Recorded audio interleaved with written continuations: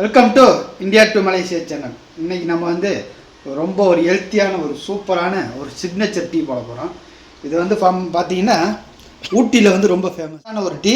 இதை மலேசியாவில் எப்படி செய்யலான்னு சொல்லி சிம்பிளாக சொல்கிறேன், கேட்டுங்க. இஞ்சி 2 பேர் சாப்பிட்ற அளவுக்கு தான் டீ செய்ய போகிறேன். ஸோ இஞ்சி நல்லா இந்த மாதிரி ஒரு துண்டு எடுத்துங்க, தோல் சீவி. 3 ஏலக்காய். டீ பவுடர் இருந்துச்சுன்னா நல்ல டீ தூள் பவுடரை யூஸ் பண்ணிக்கங்க, ஒரு 2 டேபிள் ஸ்பூன். என்கிட்ட வந்து ஊட்டியில் உள்ள டீ தூள் பவுடர் யூஸ் பண்ணியிருக்கேன், நீங்கள் மலேசியாவில் உள்ளதே யூஸ் பண்ணிக்கலாம். ஸோ பால் 1 கப்பு பால். பசும்பால் இருந்தால் பசும்பால் யூஸ் பண்ணிங்க. பசும்பால் இல்லாத பட்சத்தில் இந்த டின் பால் இருந்துச்சுன்னா டின் பால் யூஸ் பண்ணிங்க. 1 கிளாஸு தண்ணி, 1 டம்ளர். முக்கியமாக புதினா ஒரு 2 இலை. முதல்ல இஞ்சி வந்து நல்லா நறுக்கிடுங்க, இப்படி நல்லா நசுக்கணும்.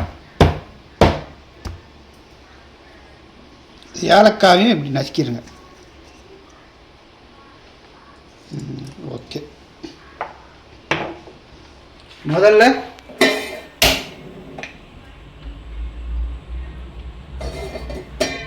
பாத்திரத்தை சூடு பண்ணி அதில் தண்ணி 1 கிளாஸ், பால் 1 கிளாஸ்.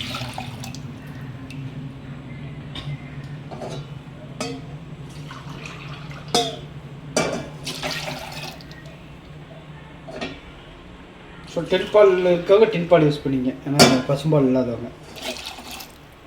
ஸோ இந்த ஸ்டேஜில் வந்து ஏலக்காய், இஞ்சி எல்லாத்தையும் போட்டுருங்க. இதோட டீத்தூள்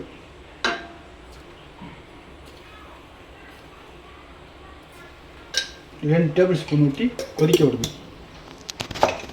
ஸ்லோ ஃபயரில் வச்சு நல்லா கொதி வரட்டும், அப்புறமா திரும்ப உள்ள வீடியோ பார்க்கணும். இந்த மாதிரி கரெக்டான ஒரு ஸ்டேஜில் நல்லா கொதி வரணும். இங்கே பாருங்கள், நல்லா பபிள்ஸ் வந்துருச்சு. நல்லா கொதிக்க விடுங்க முடிஞ்ச அளவு, ஏன்னா அந்த டீ தூள் வந்து உள்ளே நல்லா ஸ்ப்ரெட் ஆகணும்ல, அதுக்காக. ஸோ நீங்கள் தண்ணியிலே கொதிக்க வச்சு யூஸ் பண்ணுறதுனா கூட பண்ணல. இது ஒரு சிம்பிளான ஒரு மெத்தட் தான் சொல்லியிருக்கேன். ஸோ இந்த மாதிரி நல்லா கொதி வரணும். ஸோ ஸ்லோ ஃபயரில் வச்சுருங்க, கொஞ்சம் நல்லா கொதி வரட்டும்.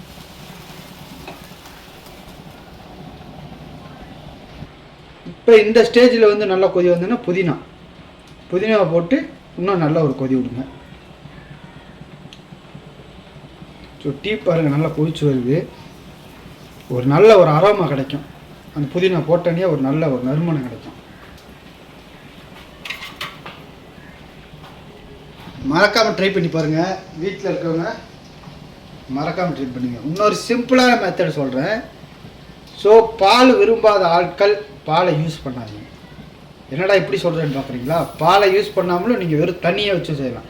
தண்ணியை வச்சுட்டு கருப்பு சீனி நீங்கள் போட்டு பண்ணிங்கன்னா டீ அப்படி தான் இருக்கும், செமையாக இருக்கும். ஆனால் சேம் மெத்தட் தான், பாலோட டேஸ்ட் மட்டும் இருக்காது. ஆனால் அது ரொம்ப பேர் விரும்பி சாப்பிடுவாங்க.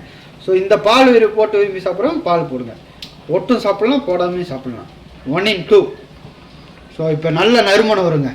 இந்த ஸ்டேஜில் ஆஃப் பண்ணிங்க. டீ பார்த்தீங்கன்னா கடையில் கூட இப்படி கிடைக்காது, அந்த மாதிரி ஒரு நறுமணம் கிடைக்கும். ஸோ பாருங்கள், டீ நல்லா கலர்ஃபுல்லாக வந்துருச்சு. இப்போ எடுத்து டீ ரெடியான டீயை இதில் ஸ்டெயின் பண்ணிடுவோம்.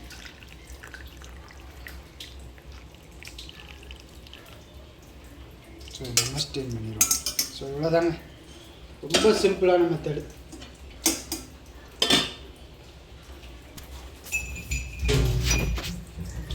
உங்களுக்கு அரோமா வேணுன்னா ஒரு புதினா இலையை கூட நீங்கள் தூக்கி இப்படி மேலே போட்டுக்கலாம்.